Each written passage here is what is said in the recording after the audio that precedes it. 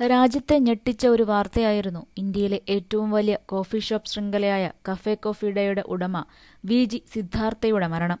ആത്മഹത്യയായിരുന്നു. 2019 ജൂലൈയിൽ മംഗലാപുരത്തിനടുത്ത് വെച്ച് നേത്രാവതി പുഴയ്ക്ക് കുറുകെയുള്ള പാലത്തിൽ നിന്ന് ചാടുകയായിരുന്നു. 36 മണിക്കൂർ നീണ്ട തിരച്ചിലൊടുവിലാണ് അദ്ദേഹത്തിന് മൃതദേഹം ലഭിക്കുന്നത്. കഫേ കോഫി ഡേ 7000 കോടി രൂപയുടെ നഷ്ടത്തിലാണെന്നും കമ്പനിയുടെ സാമ്പത്തിക നഷ്ടങ്ങൾക്ക് താൻ മാത്രമാണ് ഉത്തരവാദിയെന്നും സൂചിപ്പിച്ചുകൊണ്ടായിരുന്നു സിദ്ധാർത്ഥയുടെ ആത്മഹത്യ. ലാഭകരമായ ബിസിനസ് മോഡൽ സൃഷ്ടിക്കുന്നതിൽ താൻ പരാജയപ്പെട്ടുവെന്നും പുറത്തുവന്ന സിദ്ധാർത്ഥയുടെ ആത്മഹത്യാക്കുറിപ്പിലുണ്ടായിരുന്നു. ആരെയും വഞ്ചിക്കുകയോ തെറ്റിദ്ധരിപ്പിക്കുകയോ ആയിരുന്നില്ല. ഒരു സംരംഭകൻ എന്ന നിലയിൽ ഞാൻ പരാജയപ്പെട്ടു, കുറിപ്പിൽ പറഞ്ഞിരുന്നു. ഇവിടെ നിന്നാണ് മാളവിക ഹെഡ്ഗെയുടെ കഥ ആരംഭിക്കുന്നത്.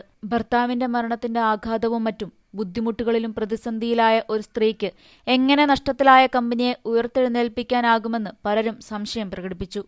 വൻ സാമ്പത്തിക പ്രതിസന്ധിയിലായ കഫേ കോഫി ഡേ സിദ്ധാർത്ഥയുടെ മരണത്തോടുകൂടി വിസ്മൃതിയിലാകുമെന്ന് ആളുകൾ ഉറച്ചു വിശ്വസിച്ചു. എന്നാൽ സിദ്ധാർത്ഥയുടെ ഭാര്യ മാളവിക ഹെഡ്ഗെ ഈ വാദങ്ങളെല്ലാം തകിടം മറിച്ച് കഫേ കോഫി ഡേക്ക് പുതിയ യുഗം സൃഷ്ടിച്ചു. നിലയില്ലാ കയത്തിൽ മുങ്ങിത്താന്നുകൊണ്ടിരുന്ന കമ്പനിക്ക് അവർ ശ്വാസം നൽകിയിരുന്നു. 2020 ഡിസംബറിലാണ് കഫേ കോഫി ഡേ എന്റർപ്രൈസസ് ലിമിറ്റഡിന്റെ CEO സ്ഥാനം ഏറ്റെടുത്തത്.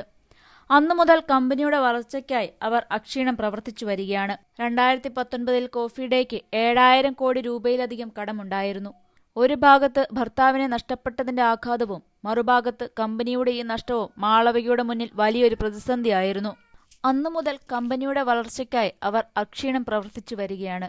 2019 കോഫി ഡേക്ക് 7000 കോടി രൂപയിലധികം കടമുണ്ടായിരുന്നു. ഒരു ഭാഗത്ത് ഭർത്താവിനെ നഷ്ടപ്പെട്ടതിന്റെ ആഘാതവും മറുഭാഗത്ത് കമ്പനിയുടെ ഈ നഷ്ടവും മാളവികയുടെ മുന്നിൽ വലിയൊരു പ്രതിസന്ധിയായിരുന്നു. പക്ഷേ അവർ തളർന്നില്ല. 2021 മാർച്ച് 31 ആയപ്പോൾ കമ്പനിയുടെ കടം വെറും 1731 കോടി രൂപയാണെന്നാണ് അതിന്റെ വാർഷിക റിപ്പോർട്ടിൽ പറയുന്നത്. 2025 ആയപ്പോഴേക്കും ഈ കടത്തിന്റെ പകുതിയോളം തീർക്കാനായി. മാളവിക നേതൃത്വത്തിലെത്തിയതിനു പിന്നാലെ അതിശയകരമായ ഉയർത്തെഴുന്നേൽപ്പാണ് കഫേ കോഫി ഡേക്ക് ഉണ്ടായിട്ടുള്ളത്. കോവിഡ് പ്രതിസന്ധികൾക്കിടയിലും മാളവികയ്ക്ക് കമ്പനിയുടെ ബാധ്യത കുറച്ചുകൊണ്ടുവരാൻ സാധിച്ചു. വെല്ലുവിളികൾ വർദ്ധിച്ചു. സിദ്ധാർത്ഥയുടെ അഭിമാനമായ പാരമ്പര്യം ഉയർത്തിപ്പിടിക്കുക എന്നതായിരുന്നു ദൗത്യം.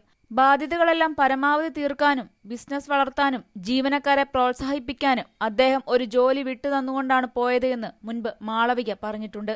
2019 മാർച്ച് 31 കഫേ കോഫി ഡേയുടെ ബാധ്യത 7200 കോടി രൂപയായിരുന്നു. 2020 അത് 3100 കോടി രൂപയായി. 2021 മാർച്ച് 31 ആയപ്പോഴേക്കും ഈ ബാധ്യത 1731 കോടിയിലെത്തി.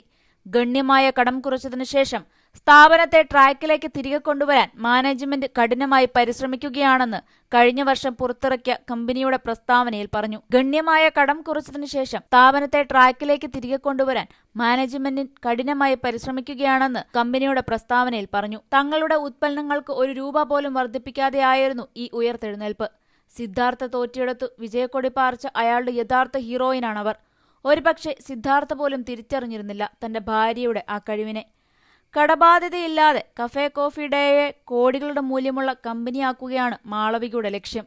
അന്തരിച്ച ഭർത്താവിന്റെ പാത പിന്തുടർന്ന് രാജ്യത്തിന്റെ എല്ലാ കോണുകളിലേക്കും കോഫി ഡേ ഷോപ്പുകൾ തുറക്കുക എന്നത് മാളവികയുടെ സ്വപ്നമായി മാറിയിരിക്കുകയാണ്. കോവിഡ് പ്രതിസന്ധികൾക്കിടയിൽ നിക്ഷേപകരെ കണ്ടെത്തി കമ്പനിയിലേക്ക് കൂടുതൽ മൂലധനം എത്തിക്കാൻ അവർക്കായി. നിലവിൽ കഫേ കോഫി ഡേക്ക് രാജ്യത്തുടനീളം 572 കഫേകൾ സ്വന്തമായുണ്ട്. കൂടാതെ 333 കിയോസ്കുകളും പ്രവർത്തിക്കുന്നു. 36,000-ഓളം കോഫി വെൻഡിംഗ് മെഷീനുകളും ഇവർ ഇതിനോടകം വിതരണം ചെയ്തിട്ടുണ്ട്. മുൻ കർണാടക മുഖ്യമന്ത്രി SM കൃഷ്ണയുടെ മകളാണ് മാളവിക ഹെഡ്ഗെ. 1969 ബംഗളൂരുവിലായിരുന്നു ജനനം. ബംഗളൂരു സർവകലാശാലയിൽ നിന്ന് എഞ്ചിനീയറിംഗ് പൂർത്തിയാക്കിയ മാളവിക 1991 സിദ്ധാർത്ഥയുമായി വിവാഹിതയാകുന്നത്.